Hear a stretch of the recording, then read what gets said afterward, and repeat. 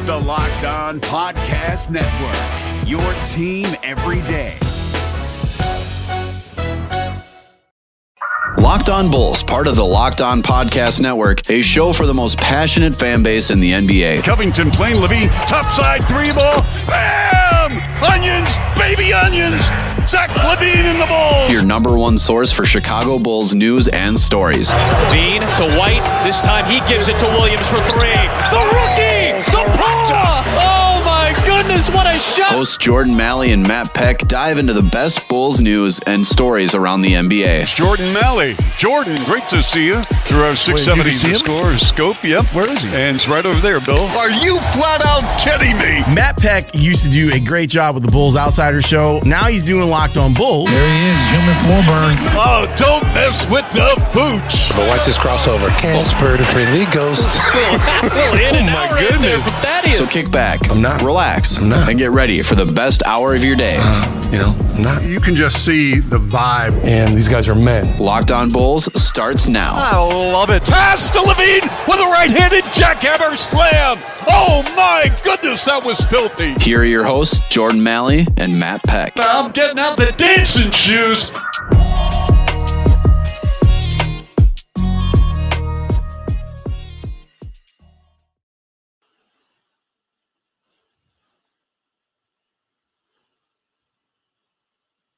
What's up, and welcome into Locked On Bulls, part of the Locked On Podcast Network, your team every day. I'm Matt Peck. You can follow me on Twitter at Bulls_Peck. My new co-host, Big Dave Watson. You can follow him on Twitter at BAWL, B-A-W-L Sports. Follow us at Locked On Bulls. And, of course, that text and voicemail line is always there for you. We'll be doing a mailbag episode later on in the week. Hit us up. As always, that number 331-979-1369. Any Bulls or NBA thoughts on your mind, hit us up at that number. Today's episode is brought to you by Michelob Ultra. At only 2.6 carbs and 95 calories, it's only worth it if you enjoy it. Stay tuned for the Ultra Player of the Week coming up later in this episode. Well, Big Dave, welcome back in. We've got plenty to talk about today. Hello, Matthew. And how are you? Let's start there. How are you? I'm doing great. I'm charged. I'm here at day 2. I'm very happy. I'm happy to be here. I'm happy to see your shining face. Is that a V-neck t-shirt that you're wearing? What is on your t-shirt? It is. It's one of the few V-necks I own, and it was only available in this. But in honor of the talk that Scotty's been doing recently, and we're going to get back to that on today's episode, it is the MJ. Stop it. Get some help. Get some help.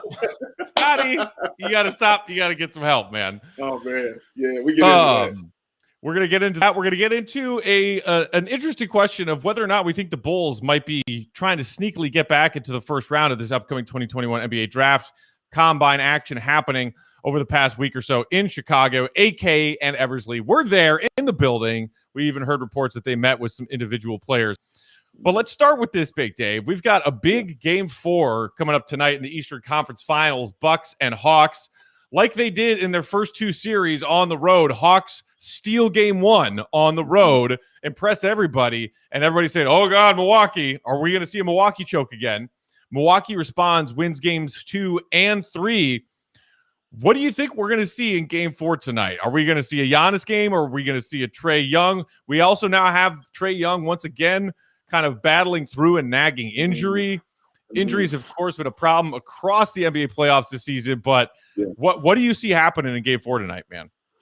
I see it to be a very close game because both these teams know how big this game is for both of them.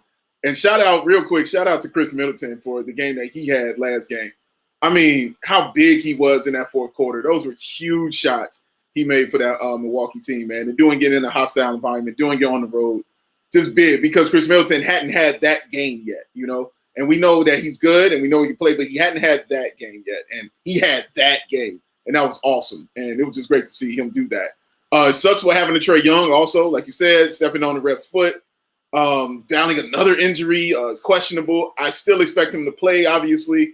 How effective he'll be, I don't know, but I just want him to still be at least some semblance of Trae Young because I don't want that to be the reason we get cheated out of greatness because we've been seeing some greatness, especially from him in these playoffs, man. But even with that said, Matt, I still expect it to be a close game. because both these teams, man, have been going at it. It has been real fun to watch.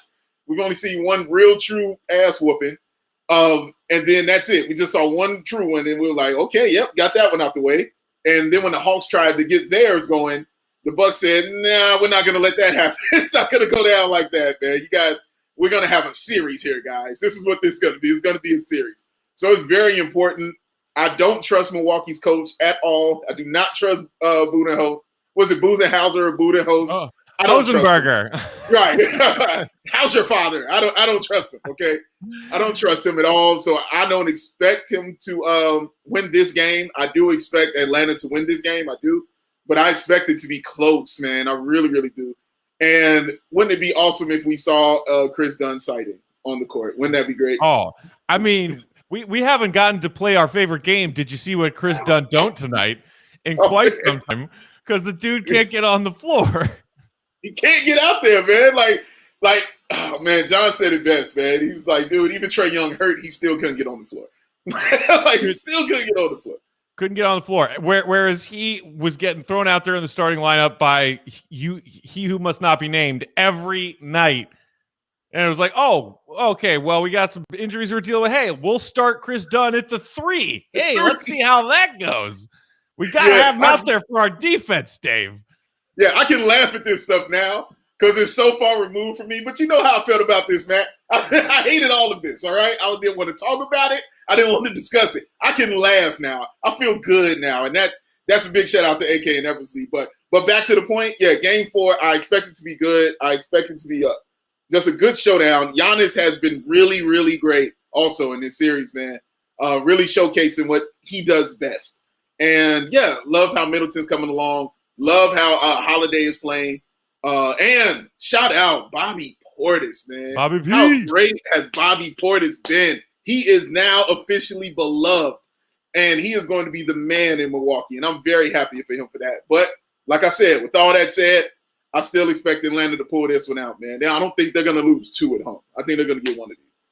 So then my next question for you, buddy, is what do you want to see happen as far as how this series concludes? Obviously, I think both of us are rooting for 7 games just because the more NBA playoff games we get, the better. And I'm trying to think about the most interesting and, compelling storylines for an NBA Finals matchup between the 4 teams remaining. And, Trae leading in just his 3rd year, his team all the way to the finals, when nobody even necessarily thought that they would be a playoff team to even get out of the first round when this season started up. A lot of people didn't even see them as a playoff team yet when this season first started. That would be a very cool story with all of the dichotomy of people falling in love with Trae Young and then some NBA fans being like, I've decided that I hate Trae Young. That would be compelling. Meanwhile, if Giannis finally gets over that hump of, okay, I've gotten out of the East, now can I lead my team to our first championship as the best player on this team? Equally compelling. Which one of those things do you want to see happen? Woo, man, that's a tough one. Oh, man, that's a tough question. I think I would rather see the Bucks do it.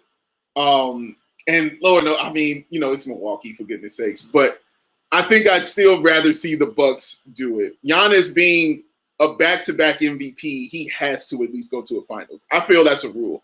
I'm still mad that Steve Nash never went to a finals. I'm still upset about that, okay? That's just the truth.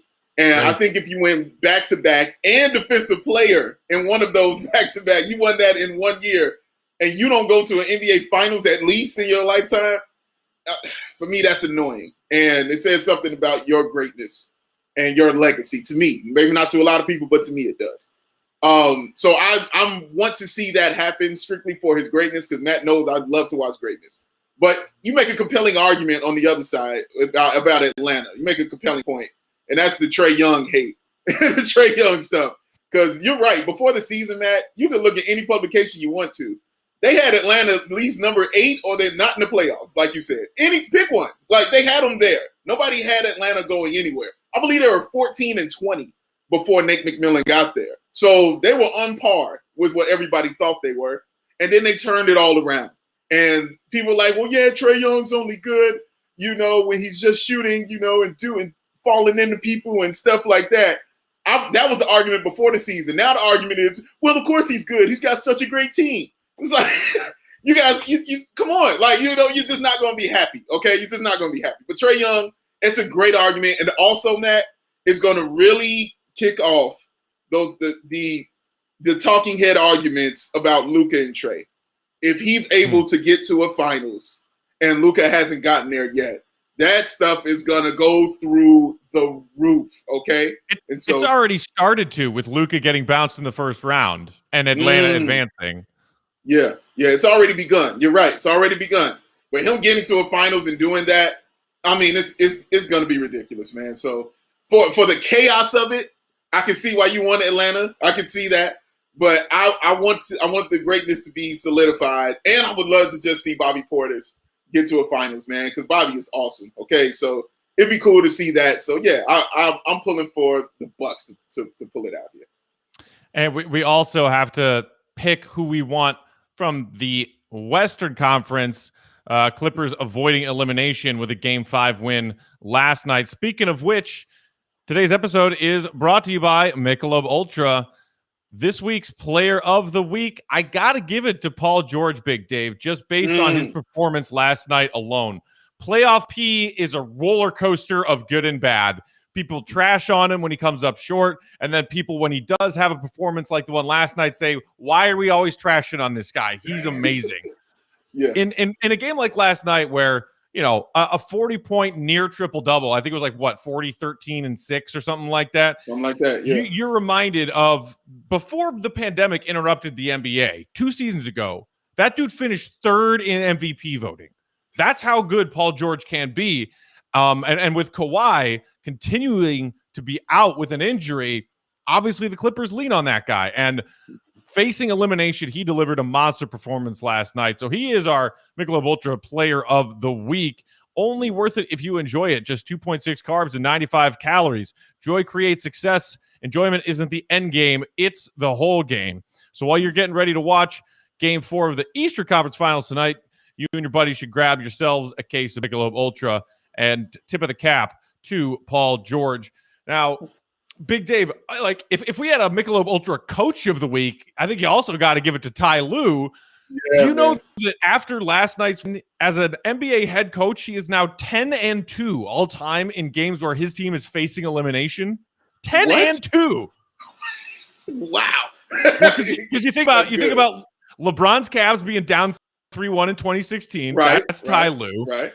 And then on top of that, his tenure, with this Clippers team, they were down 0-2 in each of their first 2 series in these playoffs alone, and came back and won both of those series. That's very true. The dude is impressive, man. The dude is impressive. What are you seeing as far as, do you think Phoenix is going to shut the door? Do we think we get a Game 7 here? What are you seeing in the West? Oh man, that's a tough one, because it can go either way on this one. But I'll go with what I want to see in that 7 games, obviously. So I'm going to say the Clippers are going to get you to a Game 7. And it's not just a feeling of hope. There's actually logic behind the reasoning for everything you just mentioned. Ty Lue, man, it's what he does. It's what he's been doing his whole coaching career, okay? He has proven this series more than any other series that he has coached, that he is worthy of being up there in the upper echelon of NBA coaches, okay? You lose your best player in Kawhi Leonard. This ain't just no regular human being. This is a robot, okay? And Kawhi Leonard in the playoffs, you lose him, and everybody writes you off. Everybody's like, you're done. There's no way you're going to be able to do anything. So you go ahead and say, okay, and you win the series, and then you come to the conference finals, and you're down 3-1, and everybody's like, yeah, this is over too. And you're like, nah, gonna go ahead and win this one too. Because not only is Kawhi gone, your center, Zubac, who I call Zubac Shakur, he's out of there.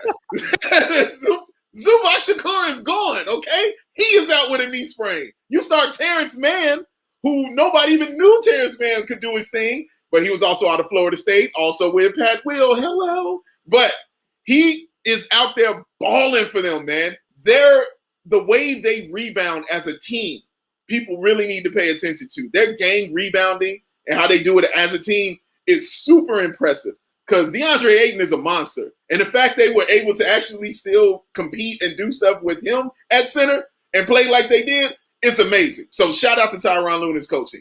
And also, Matt, shout out to Paul George, like you said, the Michelob Ultra Player of the Week. My goodness, man. 20 points like he dropped in a quarter like that. That's not going from bad to good. That's going from bad to great. And so dealing with greatness and showing that you're that kind of capable, where I thought, honestly, mentally, man, I thought he was done after he missed those 2 free throws. I thought it was over. I was like, mentally, oh, no, he's white. It's no way he's going to be able to come back from that. Not only did he come back from that, he came back from that great. And I'm like, wow, I had a whole new level of respect for him, and I'm very happy for him. So I want to see them continue this on. Devin Booker has really fallen off very, very hard. And let me tell y'all something else here. When Jay Crowder, and you can look this up, when Jay Crowder hits at least 3 3-pointers for the Suns, they don't lose. They don't lose. When Jay Crowder doesn't hit those threes, they lose. Guess what he was yesterday? 0 for 4. He didn't hit 1 3, okay? I'm telling you, when Jay Crowder's hot, there's a good possibility they're gonna win, man. That's what your record is telling you. So, but he's been off too. That's a rule that's existed before Phoenix with Jay Crowder. When you're talking about Miami Jay Crowder, Boston Jay Crowder, Cleveland Jay Crowder, it doesn't matter. If he's hitting his threes, his team's winning. Yes. And sometimes you're like, ooh, yeah, he's really confident and he shoots out of those. Yeah. But he's become a much more reliable 3-point shooter as his career's progressed. You're right. Live and die by Crowder threes. So here's where I sit with the Western Conference Finals. Obviously, like you, I want this to go 7. I'll be pulling for the Clippers in Game 6. And I'll be pulling for the Clippers again in Game 7 if we get there. And I know that a lot of people are excited to see the Suns get to the finals for the first time since Charles in 93. Only the second time in franchise history other than Charles in 93. People excited for Chris Paul to finally get to the NBA Finals. You know me, man. I hate Chris Paul. I hate him. I respect some of his talents, and I certainly respect what he has done as far as being a loud person in the room for NBA Players Association, fighting for NBA players' rights, fighting for NBA players to get the money they deserve, and certainly everything he's done to be a voice for the minority communities that have been disenfranchised and discriminated against in this country. I respect that stuff that Chris Paul does. I don't respect a lot of what he does on the court unless it's picking defenses apart in the pick and roll. Because we can always agree that CP3 will be one of the most talented point guards to go down in NBA history. But I hate the whining. I hate the flopping. As much as I have fallen all the way out of love with Patrick Beverley as a Chicago guy, and I was never really that in love with him. When Bulls fans were clamoring a couple years ago, bring in Pat Bev, I was like, he's not what this team needs right now. I laughed my ass off when he imitated CP3 flopping and flailing to the ground after their collision in that game. If he leads the Suns to the finals, at least I'll be able to say, okay, well, whoever's coming out of the East, I'm rooting for them. But I don't even want to see Chris Paul in the finals, man. The guy bugs me. He bugs me. Would you care to defend him? Yes and no. Because I like Chris Paul, like you said, as a basketball player. I like the fact that the man has a motor that won't quit. I mean, he has been through a bunch of stuff, through his career. And it's always seems like he's gotten the short end of the stick, as far as where he should be on a certain level, as far as winning is concerned, I'm saying. Because what he's done at the height that he's done it, you can actually make an argument that he's the greatest small player of all time. You can make that as an actual argument for real. The man is a monster. He is a point guard genius.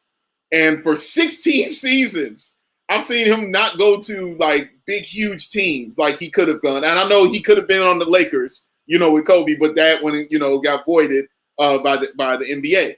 But he's never. And so when he decided to go to Phoenix, when most people expected him to kind of go to a super team, and do like that, I was a little surprised, honestly. I was like, Phoenix? I don't know, man. I don't know. But no, he goes to Phoenix. They become one of the top teams in the West and immediately become a finals competitor. And when they get in there, he beats LeBron James. He beats LeBron James and the Lakers. And I know that warmed your heart right there. So he beat LeBron in the first round and sent him home. And then had a great second round. And now we're here against the Clippers, and he's one game away from fulfilling a legacy and from helping his legacy, from being a better vet, from a guy I won't even argue with on certain things. I'm like, well, he's got to get to a finals first before I can have these discussions and conversations. You know what I'm saying? So now he's almost there. He's right there. But I feel you, Matt, because that dirtiness gets on my nerve. It's hard for me to ride with somebody who I've seen punch a dude in the nuts on multiple times. Such a dirty player. It's so dirty, and I can't stand it. And it bothers me to no end. And you're right, the flopping is crazy. But man, he can play. Man, that dude is awesome. He can play some ball. But he is not the darling anymore, which is interesting. Because coming into this series, he was the darling. It was written for him. When you lost Kawhi, and when Paul George has made the comeback like he has, if they come back and win this, man, people are going to be really rooting and kind of siding more with the Clippers right now. That's my opinion. Yeah. As a final thought, the other thing that would really just give me a hard time, and I would have a tough time getting past it, is just the phrase campaign NBA champion. That would be really, really, really weird. I don't know how I would handle that. You're so right. Wow, you saying it. I didn't even you saying it. Just wow. That sounds so strange. Could you imagine the dancing as he celebrated with the Larry O'Brien trophy? I'm sure he already has a choreographed routine fully ready to go for if they win it all. Look, man, he's been practicing at home on his off days. CAMPAIN. Pain. I can't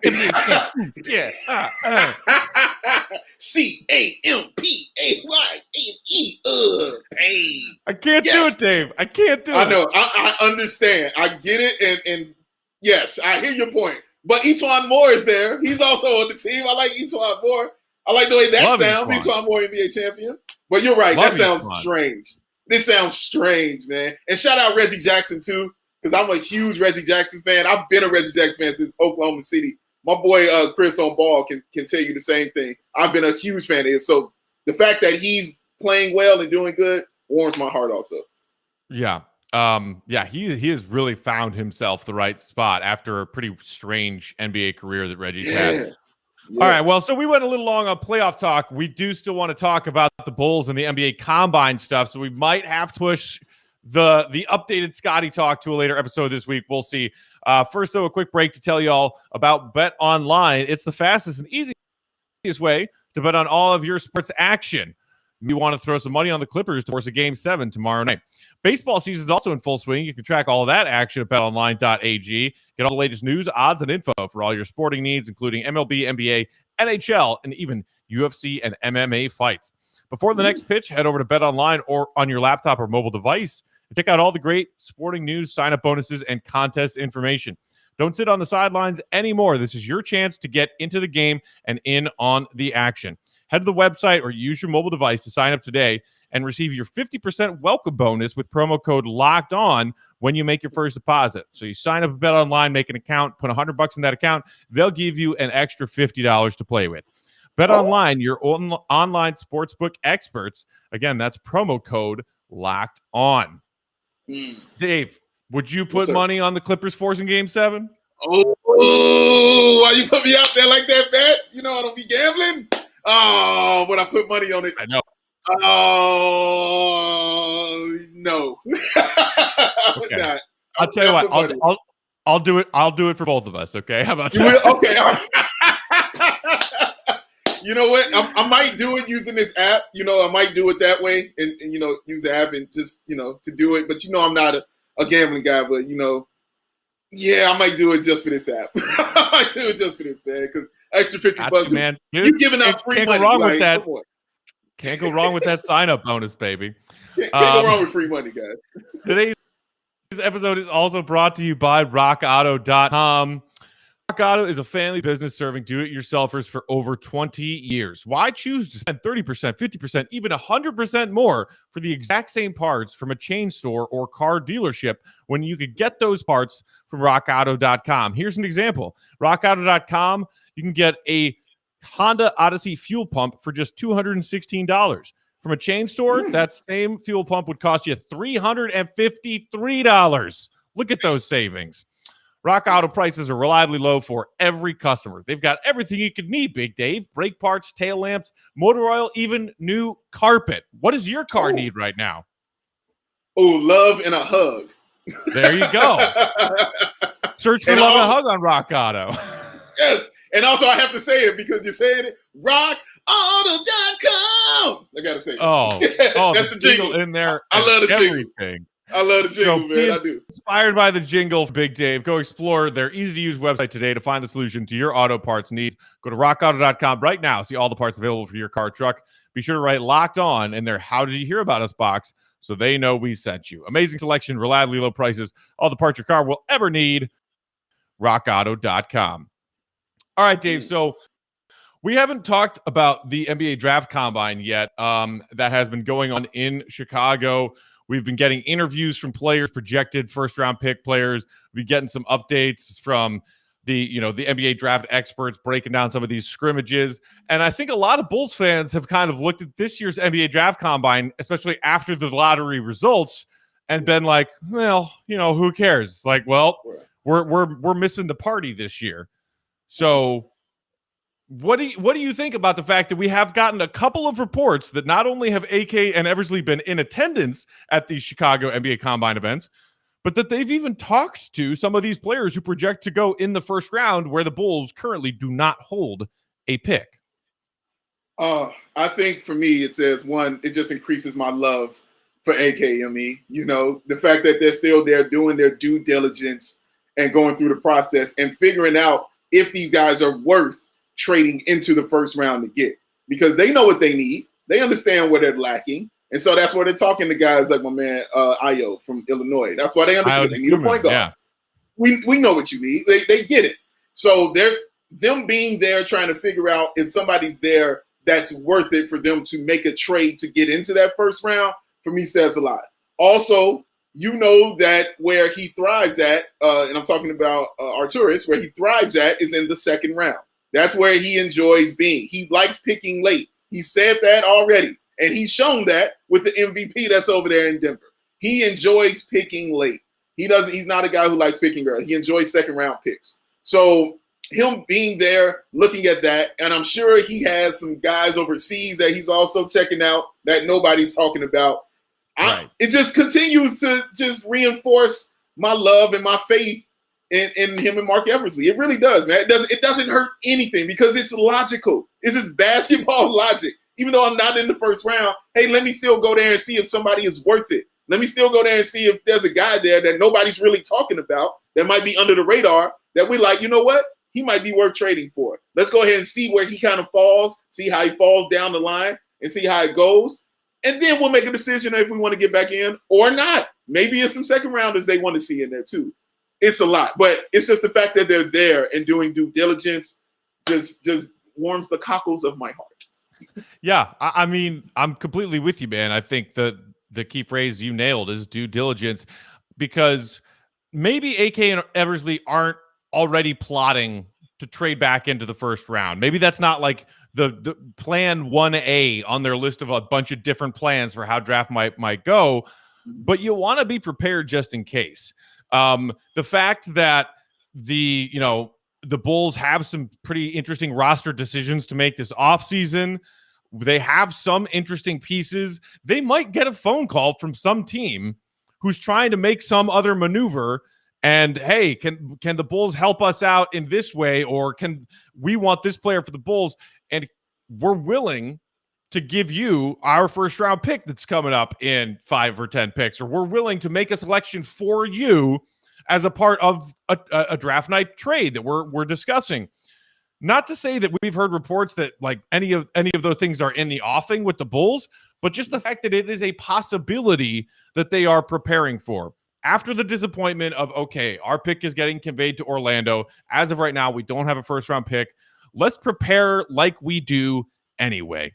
Because to me, it makes me think back to a previous regime, Dave, where we all were a little upset about the hashtag cash considerations deal that was made. And look, fast forward to today, it's not like, what's his name? Jordan Poole is like, a life-changing athlete or an NBA star. Yeah. But it was just the fact that they told us, well, we didn't really have anyone left on our board. So we figured we'll give the Warriors that pick because they're going to give us a couple $1 million. Yeah. And that set Bulls fans off, and rightly so. Okay. You are the executive vice president of basketball operations, and you are the general manager, and you don't have anyone left on your draft board? What? How? Right. Why? All of them. Who? What? Like, doesn't make any sense. You're right. And that's crazy. So the fact that we have the new regime who not going to do something like that and actually going to, exhaust, all possibilities of talent that is available to them and resources that are available to them. That's what the difference is. And that's why they have all my faith and trust. So seeing them just do this little stuff just reinforces my faith, Matt. That's all it does. It just reinforces the faith when you see them doing their jobs and acting like they care, about this team. So yeah, I'm excited to see what they see. And one more thing about Ayo, and shout out Morgan Park also. Shout out Morgan Park High School. One thing about Ayo, man, he might go late first round. And if he goes late first round, I think the Bulls have enough to make a trade if they want him, to make a trade to get him in a late first round, because that just means teams aren't that high on you. They think you're good, but maybe not. We'll be willing to listen to somebody to get you. I think you can steal that. If you really want him for a late round pick, I think the Bulls have enough to get a late round first round pick. Yeah, I think most often in any and all mock drafts, I've seen him going kind of like mid to late first round. And so maybe it's an opportunity where if he's still on the board at 16, 17, 18, the Bulls start making some calls. If they interviewed with him at the combine and really liked this kid. And I mean, what's not to like? Obviously, the Illini's tourney run ended a lot sooner than a lot of Illinois and Chicago people would have liked. I know you are a big U of I fan. We all cheer for them because, if we don't, our boy Kendall gets mad. But like, truthfully, Ayo was talked about as a potential prospect a year ago, and then decided to go back to Illinois to see if he could, lead that team to a deep tourney run. And I think he made some significant improvements in his game by going back to college for another year. Yes, he is already 21 years old, but maybe you're talking about a guy who's more NBA ready. His stat lines his final college year are impressive. He averaged over 20 points a game, 6.5 boards, 5.5 assists. His shooting splits were darn good, nearly 50% from the field, 39% from downtown after shooting under 30% his previous season with the Illini, and almost 80% from the free throw line. So those are some pretty darn impressive shooting splits. And then you talk about positional size for a point guard. He's 6'5" and has a 6'10" plus wingspan.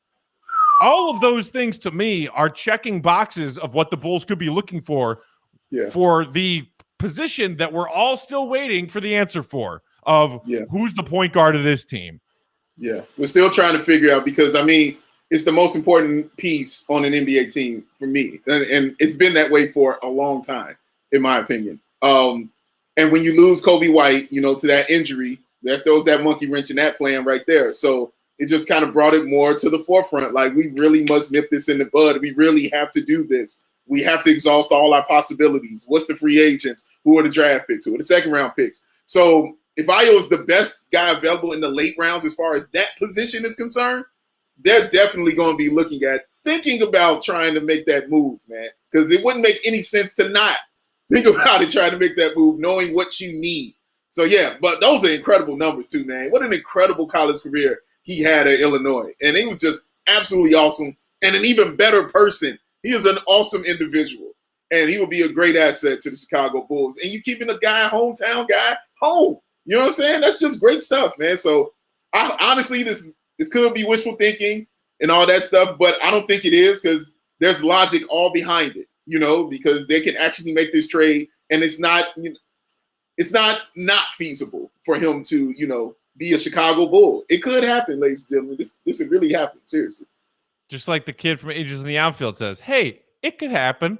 Hey, it could happen. Adorable little JP. I love him. He's so cute. Just call me Al. Shout out Danny Glover. So yeah, I know a lot of Bulls fans are just kind of looking ahead to the NBA draft, being like, well, all right, we'll probably make a second round pick at 38 from some player over in Europe that none of us have ever heard of before, and then we'll go watch his YouTube highlights, and then that'll be that. Of it. Yeah. But obviously, like, the fact that the combine is here in Chicago is convenient in and of itself. But I do believe that despite their current ownership of a first round pick, wherever the combine may have been, were it not in Chicago, AK and Eversley would have gone, because they know that they should always be looking for ways to improve this roster. And they have some holes to fill on this roster. And draft night, you see some crazy things go down. So they're just trying to be prepared for what might go down and figure out who they like in this upcoming draft class. So we will see how that progresses. Believe it or not, today is the 29th of June, right? That means that the NBA draft is a month from today, July 29th. It's going to fly by. It's going to fly by. Everybody go watch your YouTube highlights and your Draft Express breakdowns and get ready, because you know what? AK and Eversley are getting ready. Well, we are already well past a half-hour mark, so Dave, let's save the updated Scottie Pippen conversation for one of our topics for tomorrow, because there is more Scottie context just pouring in from all sides, and I feel like I want to play devil's advocate a little bit for some of the things that Scottie's been saying, just to show the other side of the argument. Okay. Because there's some interesting stuff that we didn't address yesterday that I feel like, in Scottie's defense, should be addressed when we're talking about what is Scottie talking about. So we will get to that tomorrow. In the meantime, anybody, if you've got thoughts on the Bulls and this upcoming draft, what was going on at the combine, hit us up on that text and voicemail line, 331-979-1369. Enjoy Game 4 Eastern Conference Finals tonight. Wouldn't mind seeing the Hawks even up this series tonight. So that's who I'll be pulling for to get it to 2-2. Absolutely. Yeah. Thanks to our sponsors for today's show, Michelob Ultra, Bet Online, and RockAuto.com. Hit me with it one more time, Dave. RockAuto.com. RockAuto.com. Yeah, you got to come from here with it. It's down here, man. Hey, and shout out to my man Derek Ant. Shout out Aaron Doyle. Shout out to my homegirl Katie Duffy. What's up, y'all?